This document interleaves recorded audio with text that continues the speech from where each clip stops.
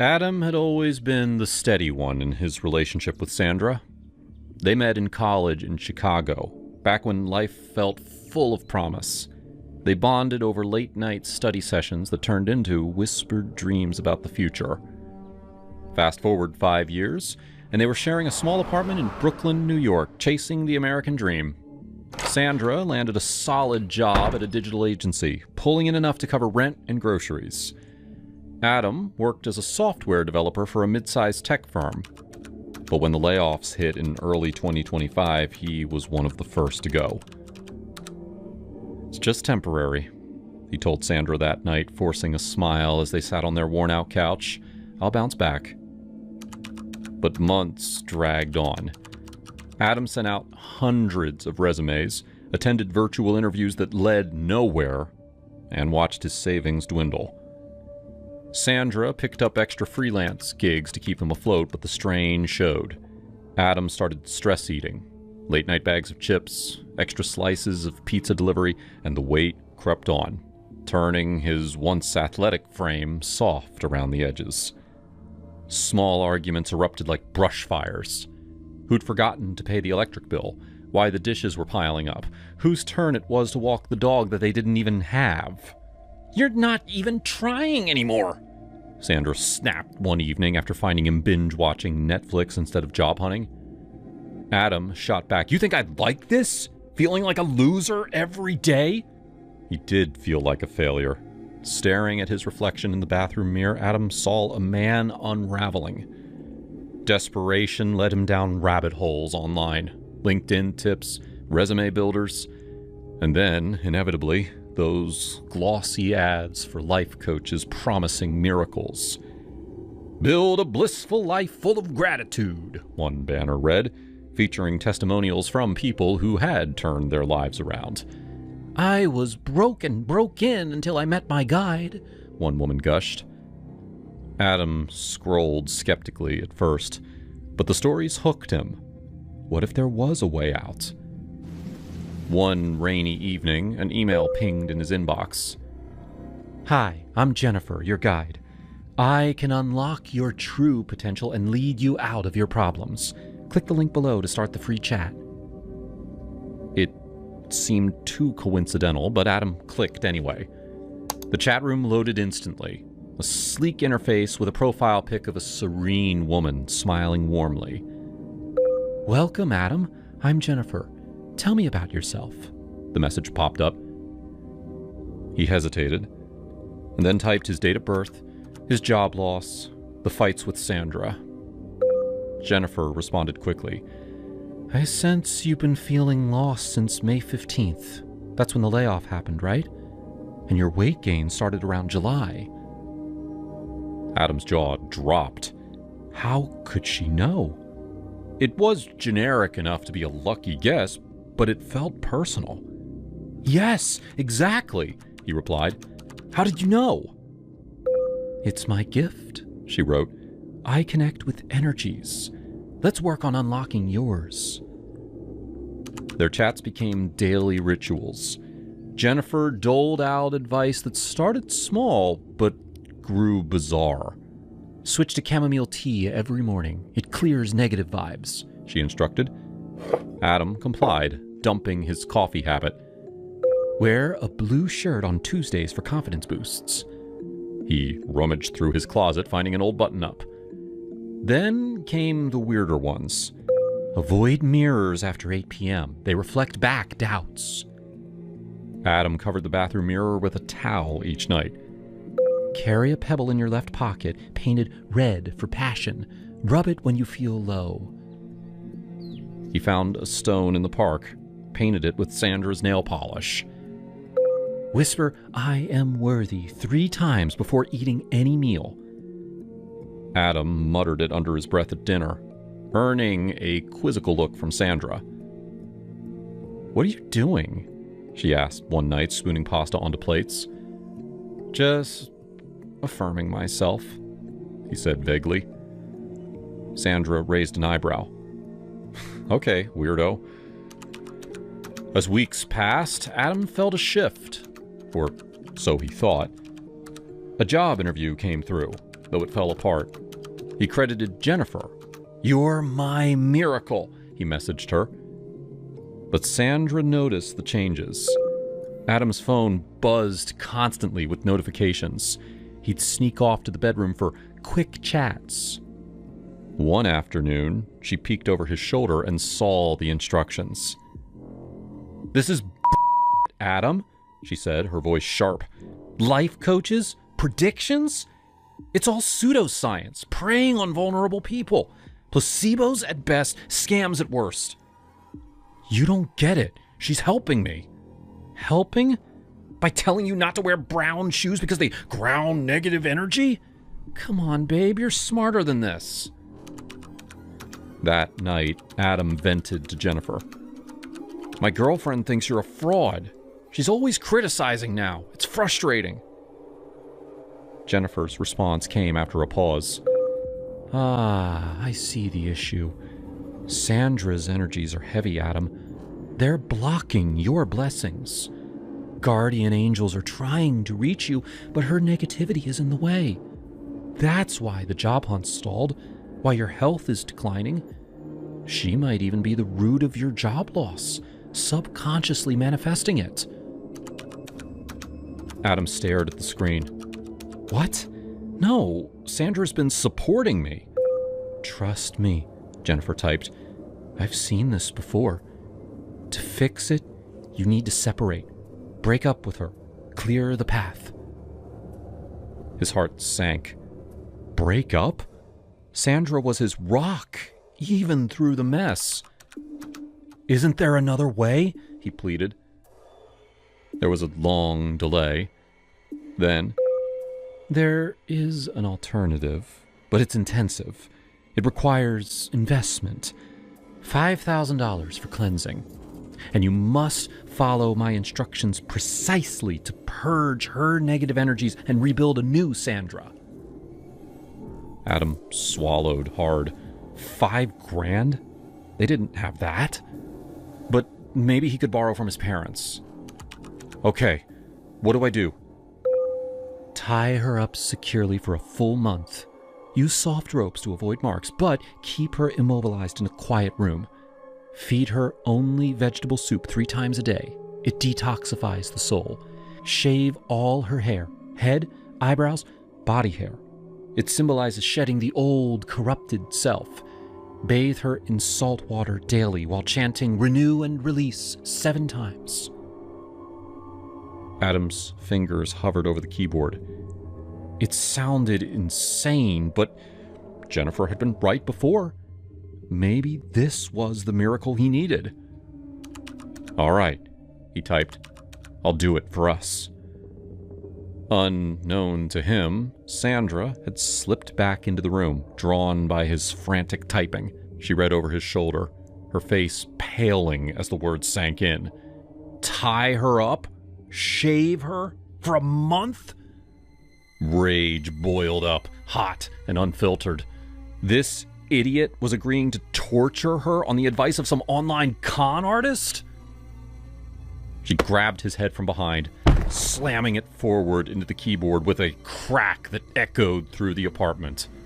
Keys scattered like confetti. "You are the most idiotic guy I have ever dated!" Sandra screamed. Adam yelped, clutching his forehead, blood trickling from split skin. "Sandra, what the hell?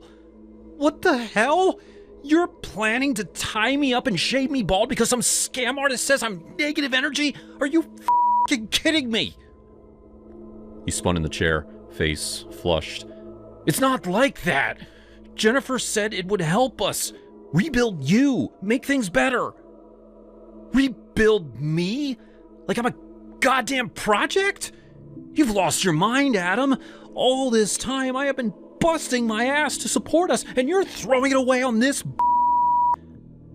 But she's helped me feel better. The instructions work. Placebo, you And now you're ready to assault me? For $5,000 we don't have? Tears stung her eyes, but anger won out. She grabbed her coat and keys. "I'm done! We're done!" "Sandra, wait! Jennifer is our life!" Shut the hell up, you wimp. Don't call, don't text. Lose my number. She slammed the door behind her. Adam sat there, stunned, the chat window still open. Jennifer messaged, "Everything okay?" "No. Sandra just left me," Adam typed. "Good. This is great. Consider this as the first day of your new life."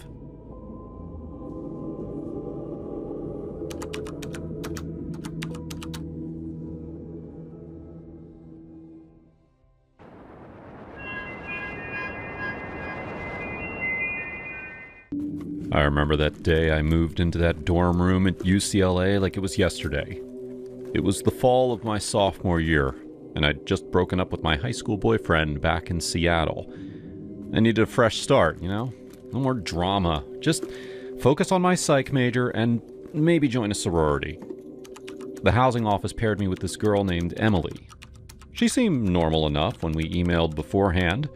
Blonde, from Chicago, into yoga and indie bands. We met in the lobby with our boxes, and she gave me this big, genuine hug like we'd known each other forever. "Hey, I'm Emily. Oh my God, your hair is amazing. Is that natural?" she said, tossing her ponytail over her shoulder. I laughed, feeling a bit awkward, but relieved. "Thanks. Yeah, it's all mine. I'm Jessica, by the way. Nice to finally meet you in person." We hauled our stuff up to the 3rd floor, chatting about our classes. She was pre-med, super ambitious, and had this infectious energy. "I can't wait to hit up the beach this weekend," she said. "You in? We could grab tacos from that truck on Westwood." "Sounds perfect," I replied, already picturing us as besties. The room was tiny. 2 twin beds shoved against opposite walls, desk, and a window overlooking the quad. We unpacked, blasting Taylor Swift playlists, and by dinner, we were swapping stories about our exes. "Mine was such a jerk," Emily confessed over pizza in the cafeteria. "Cheated with his lab partner." "What's your story?" "Nah, long distance killed it," I said, shrugging. "Couldn't handle me being here." "Whatever. Good riddance." She clinked her soda against mine. "To new beginnings." That night, though, everything changed. We'd stayed up late watching Netflix, some rom-com to unwind, and finally crashed around midnight. I was exhausted from moving, so I fell asleep fast. But I woke up maybe 2 hours later to this blood-curdling yelling. "No! No! No! No! No!" It was Emily, thrashing in her bed like she was fighting off a demon. My heart pounded. I sat up, clutching my blanket. "Emily? Are you okay?" No answer. She flung her covers off in one violent swipe, and they landed in a heap on the floor. The room was dim, just moonlight filtering through the blinds. She sat bolt upright, her eyes wide open, like she wasn't really seeing anything. Then she whispered, so softly I almost missed it. "Not the window." I froze. Was she awake? Dreaming? I whispered back, "Emily? Hey, talk to me." She didn't. Instead, she swung her legs over the side of the bed and stood up. She shuffled to the window. My mind raced. Sleepwalking? I'd heard stories, but this was next level. She grabbed the lock with both hands and started twisting it back and forth. Lock, unlock, lock, unlock. Over and over. Whispering to herself the whole time. Mumbling words I couldn't make out. Like a chant. "Emily, stop! You're scaring me!" She ignored me.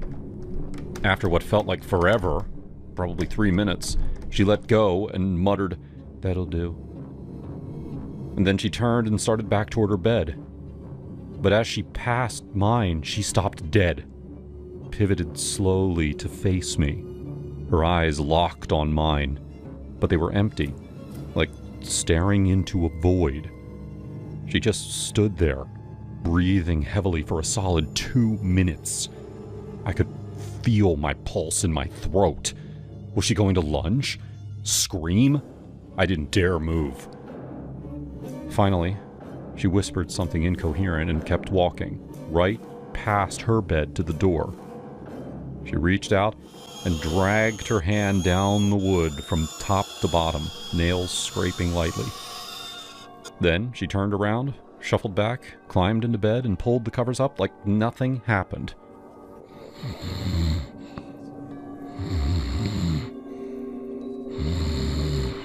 I lay there wide awake, terrified out of my mind. My skin crawled. What the hell was that? Part of me wanted to bolt, grab my keys, and crash on a friend's couch. But it was 2 a.m. and I didn't want to seem dramatic. Plus, she seemed so normal earlier. Maybe it was a one-off. Stress from the move or something. I didn't sleep a wink the rest of the night. Just stared at the ceiling, listening to her breathe. Morning came, and Emily woke up chipper as ever. "Good morning. How'd you sleep?" she asked, stretching and grabbing her towel for the shower. Fine," I lied, forcing a smile. "You?" "Like a rock. Must be the California air." She laughed and headed out. I never told her. How do you even bring that up? "Hey, roomie, you turned into a zombie last night and creeped me out?" We lived together for the whole semester, and she never did it again. Not that I'd noticed, anyway. I'd lie awake some nights, waiting, but she slept like a baby. We actually became friends, went to parties, studied together, even road tripped to Big Sur one weekend.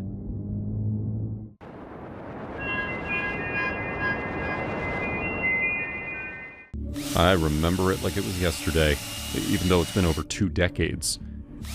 Back in 2002, I was 23 with a certificate in welding, and I had just landed my first real job at this gritty shop in the industrial part of Michigan, Warren. The pay wasn't great, but it was enough to get me out of my parents' basement and into my own apartment. I was so proud. It felt like freedom. Like I was finally adulting. And that's where I met Jake.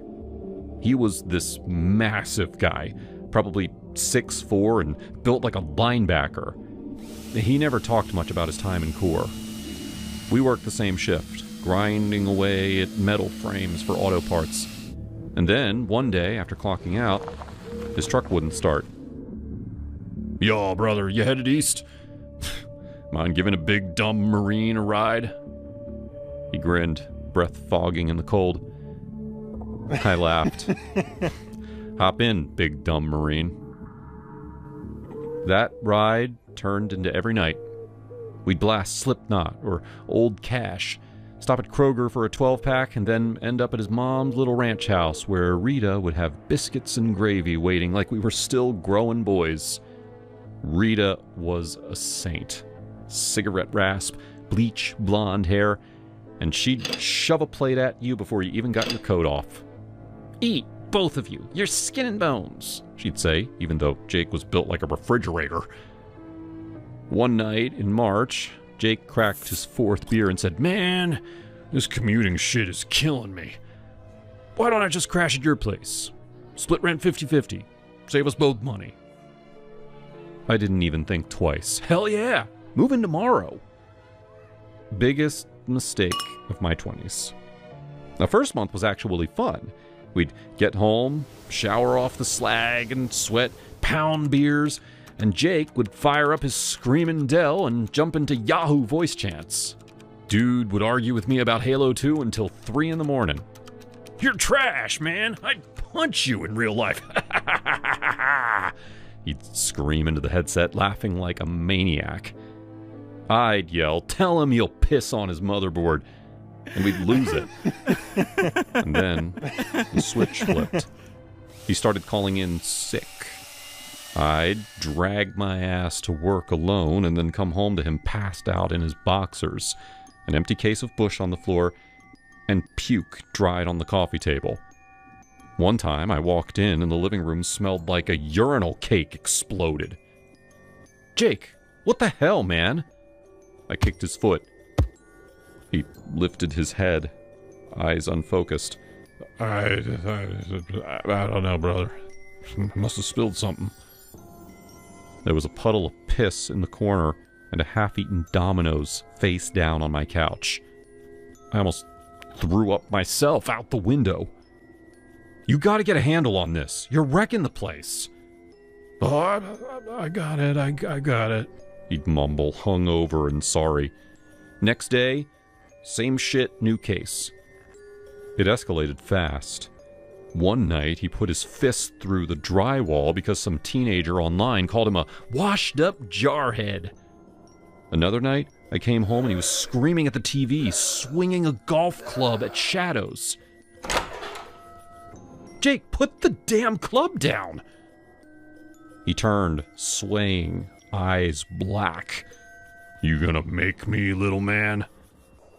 Now, I'm 6'1", 210, but he had 4 inches and 70 pounds on me. I backed off. Slept with my door locked and a knife under the pillow after that. I told him flat out, you've got till the end of the month to get out. He laughed in my face. I pay half the rent, try and evict me. A couple weeks later, I came home from overtime, and the apartment door was kicked in. Cops. Turns out, Jake had gone to a bar on 8 Mile, got in a fight over a pool game, and cracked some dude's orbital with a cue stick. Felony assault.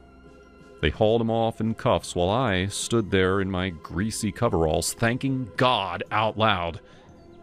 His mom, Rita, showed up the next day, crying, packing his shit in trash bags. I'm so sorry, honey. I didn't know it was this bad. It's okay, Miss Rita.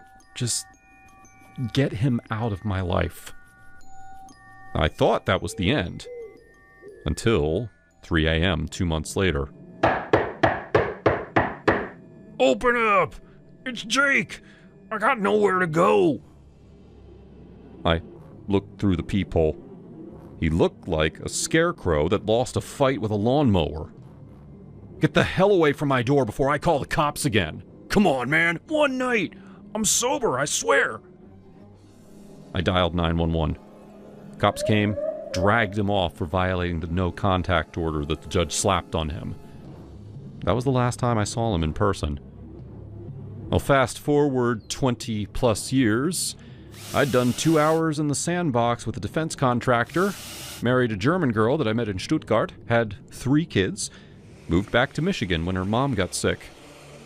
One night last fall, I'm doom-scrolling Facebook at 1 a.m. because jet lag still owns me, and his name pops up in People You May Know. Jake Harlan. Profile pic? Him in a polo shirt, arms crossed, smiling clean. Cover photo? Him accepting some certificate. I clicked. Bio said, 8 years sober, peer recovery coach, training to be a CADC. The hell? I sent a message. Big Jake? That you, man? He replied in like 30 seconds. Holy shit. Brother? How you living? We ended up on Messenger for 3 hours. Man, I owe you the biggest apology on planet Earth, he typed. I was a goddamn animal back then. I don't even remember half the shit I did to you, but I know I pissed in your corners, puked on your couch, threatened you. I'm ashamed. I laughed. Actually laughed. Yeah, you were a walking disaster, dude. Scared the shit out of me. Well, AA and jail saved my life. After that last arrest, I woke up dope sick in county, crying. Mom dragged me to a meeting. Been clean ever since. Now I work at the very same treatment center that pulled me out the gutter. I help guys that used to be me. Oh, that's badass, Jake. Proud of you, brother. Tried finding you years ago to make amends. Step 9, you know? Never could track you down. Well, you found me now.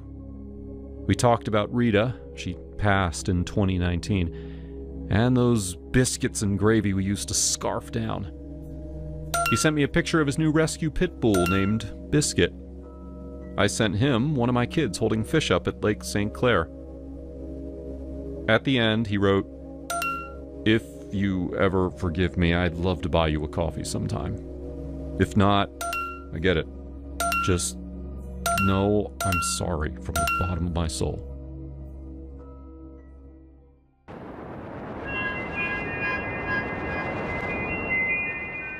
I remember the summer I backpacked through Europe alone. Berlin was my third stop, and I chose this cheap but nice hostel in Kreuzberg because it promised vibrant communal vibes. My room was a mixed dorm with 4 bunks, but I spent most of my time in the common area. That's where I first noticed him. He was in his late 20s, maybe, with a gaunt face framed by greasy black hair and a beard that looked like it hadn't seen a trim in months. He always claimed the same armchair by the window, knees pulled up, rocking slightly as he muttered prayers. His eyes, dark, unblinking, locked onto me the second I walked in. At first I brushed it off.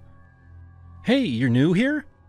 A bubbly Australian girl named Mia asked me that first evening, offering me a donut.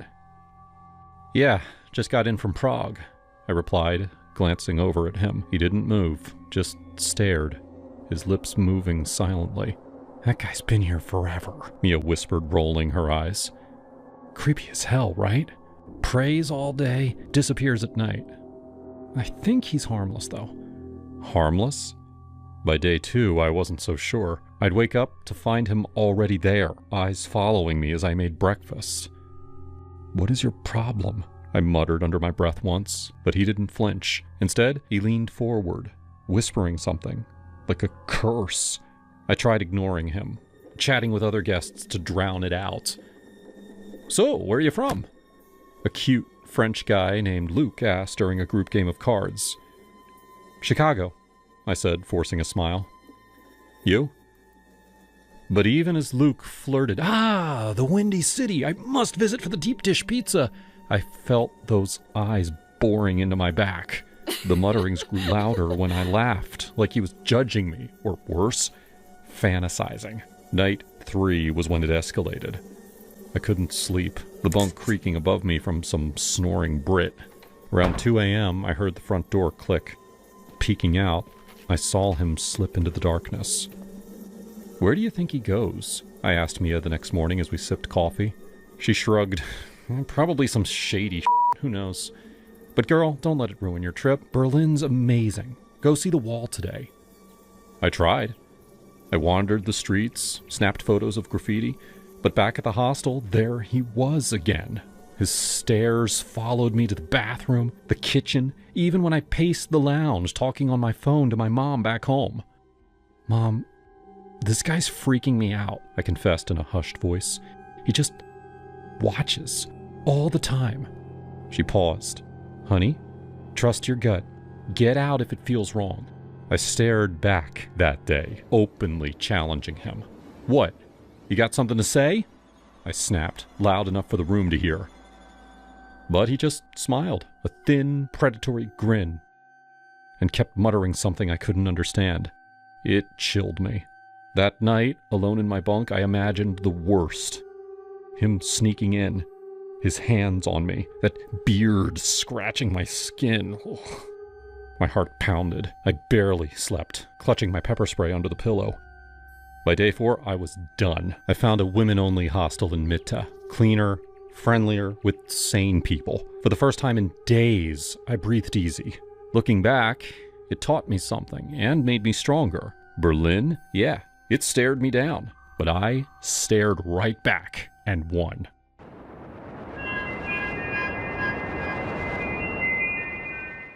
Being a travel nurse wasn't easy. Well, being any type of nurse wasn't easy, with the long, exhausting hours, back-to-back shifts, mentality-draining situations, and the regular high stakes of the job. Adding constant travel and lack of routine to that mix wasn't for everyone. I worked for 5 years as a regular nurse in Phoenix until I took the plunge and became a travel nurse.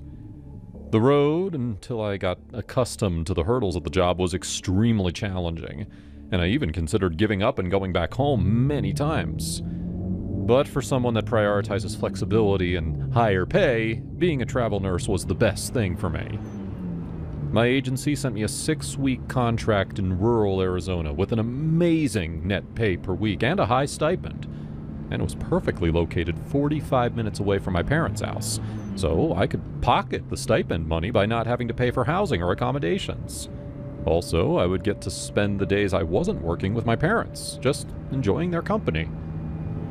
My mom had been vibrating with excitement since I made the call, letting her know I was heading their way. It was a win-win. While driving through the 89 towards Flagstaff, the low gas signal on my dashboard lit up, and I fixed my eyes on the road for the first gas station nearby. One didn't appear for the next 10 miles or so, and even then, it was such a small place, I briefly wondered if it was even working to begin with. But the light of the convenience store was the only bright thing in the night, so I figured it was worth a shot. Besides, there was another car by the air station. So I parked parallel to one pump and got out to fill my tank. Lord knew it was almost empty. Except the first one wasn't working. Or the second. But the third one was the charm, and the pump was on and seemed in order. When I went to take my card, however, it wouldn't budge. The thing was completely stuck inside the machine, and no amount of pulling or wiggling or a combination of both would get it out. I looked towards the big glass window of the convenience store, but didn't see anyone inside. The lights were still on, including the one of a small refrigerator in the back, so I knew someone had to be there, somewhere. Frustrated, I pressed the help button on the pump and waited for a response. Not even 10 seconds later, I heard a male voice over the intercom. "Yes?" When I looked back at the glass window, there was a clerk standing behind the counter, looking mighty annoyed with me. Ignoring the fact that he wasn't there less than a minute ago, I pushed the button again so he could hear me. "Hi, my card got stuck in the machine. Can you help?" "If you hold the exit button and pull the card, it should come out, ma'am." I did as he instructed, but it was still stuck. Well, it didn't. I couldn't understand why the guy just wouldn't come out. I waved at him and motioned towards the pump, but he still didn't move, not even an inch. "Can't you just come here and help, please?" After much trouble, I watched as the guy finally rounded the corner of the balcony and made his way outside towards me. I couldn't say he was a creepy-looking guy, but I couldn't say he wasn't either. There was just something about him that made you uneasy. Maybe his face was too gaunt, or his body too lanky. I didn't know. But he definitely gave me the proverbial heebie-jeebies the whole time he stood beside me, basically opening the machine to get my card out. He would steal glances at me now and then, that I returned with uncomfortable half-smiles. After my card was finally freed, that pump could no longer be used, so he told me to go inside and pay in cash. And it was pure luck I still had any on me. We went in, and as he was counting the change, I purposefully didn't look at him. But I could feel that he was staring at me the whole time. I couldn't wait to be out of there and far away from this creep. He handed me the cash, his cold, twitchy fingers sliding against mine, and I put it in my pocket without even checking it. I just wanted out. As I turned around, my eyes quickly landed on that big convex mirror most convenience stores have. And that was when I saw it. Right by the corner, tucked under the balcony, there was someone, a girl maybe, with their hands and feet bound. A cold shiver went over my whole body, from head to toe. I suddenly found myself frozen in place, unable to move, not even a single muscle. Who was that person? What were they doing there? Did the clerk kidnap them? Then, I remembered the car already parked outside when I arrived, and my mind put the two and two together. The person under the balcony had to be the owner of the car. Something wrong? His voice called my attention back, and I realized I probably stood there for way too long. I had to say something, anything, so he wouldn't suspect I'd seen it. My solution was to ask for a pack of cigarettes, and after he gave it to me, I nearly flew out of there. Once inside my car and about a mile away from the gas station, I finally allowed myself to breathe. My hands were shaking so much I feared they would turn the wheel in a different direction. I kept driving, but my mind was still focused on the person under the balcony. I couldn't leave them there, alone and scared. What if he killed the person? He could. No one kidnapped another person or held them hostage if they weren't ready for some serious violence. Damn, I had to get back there. Cursing my lack of judgment, I stopped the car on the side of the road, got my lantern and my emergency nursing kit, my phone, and I went walking into the night, headed back to the gas station. I was sensible enough to call 911 and report the emergency, but we were in the middle of nowhere. God only knew how long it would take them to get there. I had to act fast. When I spotted the faint light of the convenience store, I ducked down to avoid being seen. The car by the air station was unlocked, keys still in the ignition, and since it was outside the range of the convenience store's window, I risked opening it. The documents inside the glove compartment told me it belonged to an Anne Marie Toombs, 21, from California. God, she was so young, barely even an adult yet. I had to be smart about it, otherwise we would both end up in trouble, not just her. As I tried to come up with a game plan to successfully save someone from captivity, a desperate, pain-filled screech broke into the night. He was hurting her. There was no doubt about it. My brain immediately went into the zone. The same place it went in a packed hospital, with dozens of people pulling at us nurses from all directions, begging for help. Clutching at my emergency bag, I rounded the corner, staying close to the wall, looking for another point of entry. Sadly, I couldn't find any back entrance, so the only way in was through the front door. And the one thing I remembered about it was how it creaked when it opened. Okay, so there was no way of getting in without being heard. That made things difficult, not to say nearly impossible. Still, what choice did I have? Wasn't like I could... The car! I remembered noticing that Anne's car was one of those models that had a panic button on the key fob. I went back towards it, grabbed the key fob, and walked towards the convenience store, careful to remain hidden. The alarm rang incredibly loud into the quiet night, and it didn't take long until the clerk was fumbling outside to check. Without missing a beat, I took that opportunity to get inside, praying that the noise of the alarm would be enough to mask the door's noise. Once inside, the place was eerily calm. My footsteps rang loud in my ears as I made my way towards a dark corridor that led to 3 other doors. I found her in the last one, marked Maintenance Room. Something I didn't notice before was that a dark cloth covered her eyes, so when she heard me getting in, her first instinct was to scream and beg for me to let her go. I crouched beside her in an instant, covering her mouth. "Shh, I'm here to help you, Anne," I whispered, still paying attention to the noise outside from the alarm. "I'll get you out of here. I promise." Briefly assessing her for injuries was a mistake, because she looked terrible. Bruises on top of one another, many cuts, all in different stages of healing. It was clear that she'd been tortured, by the looks of it, for at least a few days. I grabbed the shears from my emergency kit and cut the rope from her feet.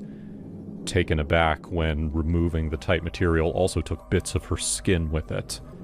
She wouldn't make it one step out of there without some very strong painkiller, so I quickly prepared a syringe with medication to give it to her. In my hyper-focused state, I failed to notice that the alarm outside had stopped, and that was a big mistake. Next thing I knew, a vicious grip on my hair dragged me away from Anne and towards the opposite wall, slamming me against it. The pain was sharp, agonizing, and spread all over my body in a quick wave. I realized then that the sharp remaining part of a metal pipe had briefly impaled my arm on impact. Now I was the one who needed a very strong painkiller. I had no time to get my bearings because the clerk caught up to me quickly. holding me by the neck, alternating between choking me and hitting my head against the tiles. The syringe fell just inches away from my hand, but it might as well be miles away. I couldn't reach it. My vision was already fading along the edges, and the last image I would ever see was the snarling, deformed face of the clerk, killing me. I heard a desperate grunt, followed by a loud scream, and I opened my eyes to find that Anne, even with her hands still bound and incredibly weak, managed to stab the clerk's inner thigh with my shears. Immediately, he started bleeding profusely. If it sliced through a major artery, it could be enough to incapacitate him. Still, I didn't want to take any chances. As he writhed on the floor, clearly in agony, I saw my opportunity. I straddled his torso, grabbed the syringe from the floor, and then with both hands and using all my strength, stabbed him with it. Underneath me, his body twisted like a bolt of electricity zapped him. And then he stopped moving, completely. The syringe went right into the middle of his left eye, still sticking out like a weird flagpole. The sight was absurd enough it almost made me laugh. Anne and I stared at each other in total disbelief. Somehow, we'd made it. We were alive. Then, we had to nearly drag ourselves towards the front door and wait for the police. They couldn't come soon enough. One thing was certain. I would think twice, 3 times even, before stopping at a gas station in the middle of nowhere.